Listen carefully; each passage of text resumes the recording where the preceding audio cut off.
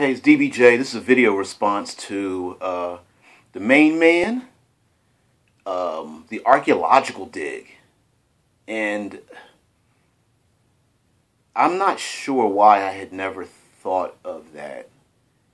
I mean, it makes so much sense to have a game, even in, although maybe a little bit more difficult, classic Dungeons and Dragons or 5th edition D&D or any other role-playing game, whether it's ancient or modern, is the idea of the archaeological dig. Because essentially a dungeon crawl is an archaeological dig taken to the point of using graph paper, right?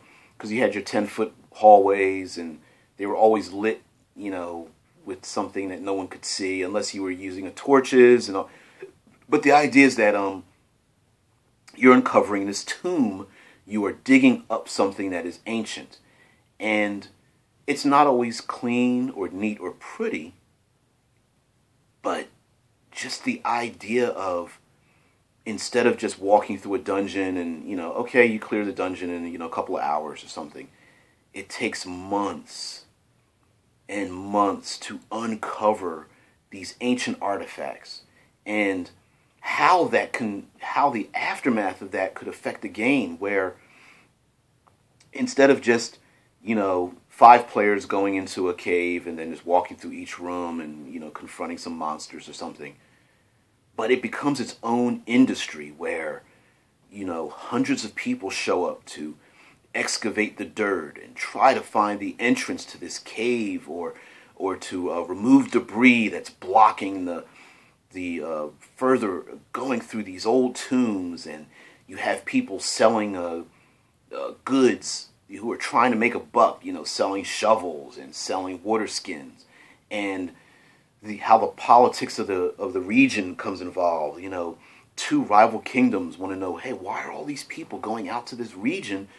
Did they find a lost tomb? I want to know more information. Spies walking around.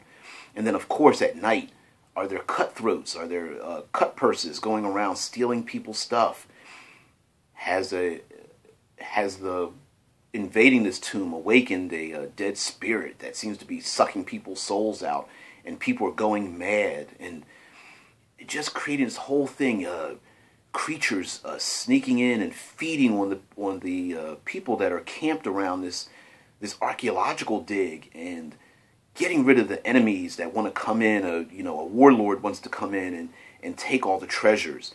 And how do you value the treasures? Are there people who are appraisers?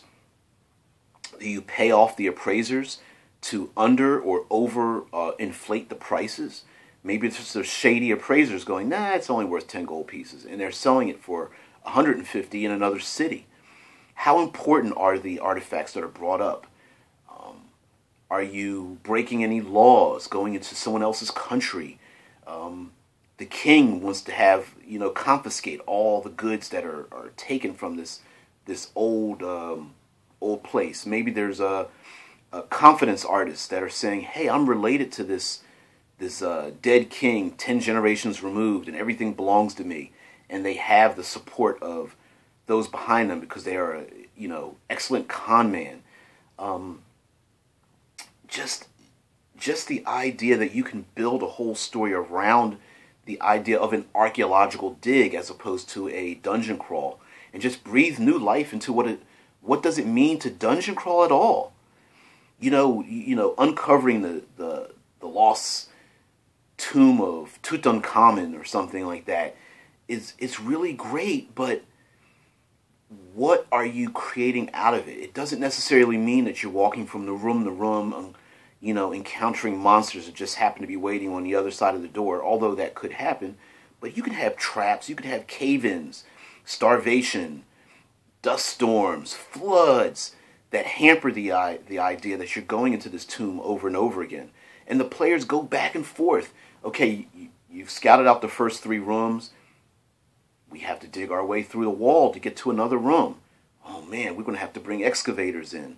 Okay, they're going to have to remove all the stone. Okay, so you're going to have maybe labor. Do you bring in slave labor? Do the other players disagree with that? Maybe a neighboring kingdom uses slaves. and they say we'll bring 150 slaves to help you excavate, and the player's like, no, we don't need slaves. But the kingdom's like, well, we're kind of financing this whole thing, so yeah, you're going to use slaves. I don't care what your personal opinion is about using slaves. All these great dynamic stories, and I really appreciate that, Mr. Ander. And as a plug to him, I don't make any money off of this. Check out Within the Ring of Fire. Check out a bunch of those live games and such. I think he created a game for immersive role players, for the community that they've asked for, and he's delivered on it. Don't go, oh man, everyone's just talking about how great this thing is. There's got to be some other, maybe he's paying them to say this stuff or whatever. No. Check it out. Check out some reviews. Check out a bunch of the live plays and how that's used as well. Just keep an open mind.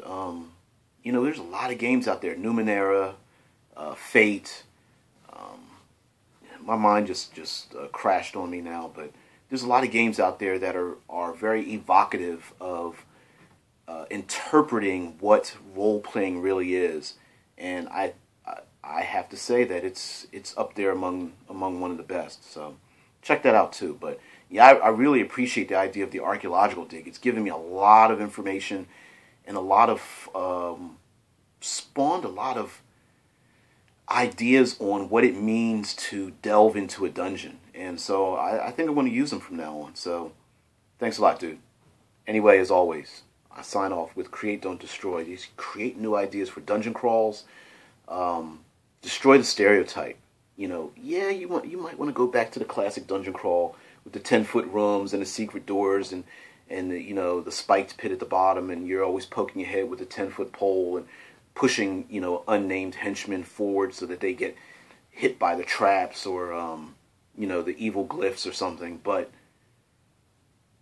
add more dynamic elements to it. After the players go into the dungeon, maybe there's people who are like, hey, they went into the dungeon, we'll come here and stay outside and wait for them to come out so that we can make some money and capitalize on what they found in this old tomb or something like that.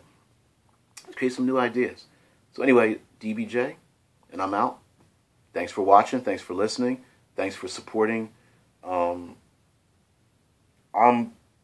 rather flabbergasted that I haven't gotten a lot of thumbs down, just because I know some people they see videos and they're just like, that dude's stupid, and they just give a thumbs down. So thanks for that too, because it just makes me feel good. It makes me feel that those that may feel that I am not as popular as I should be, I feel that I am as popular as I need to be, because those that are looking at my videos, those that are watching, those that have subscribed, those that are commenting, those that are liking, are the kind of people that I feel are bold and intelligent and excellent criticizers, and what I mean, the epitome of criticizing, like Notorious White Moth and Salasha and so many others out there that have stuck with me from the beginning. So thanks a lot, and again, DBJ, have a good day or a good evening or a good morning, and I'm out.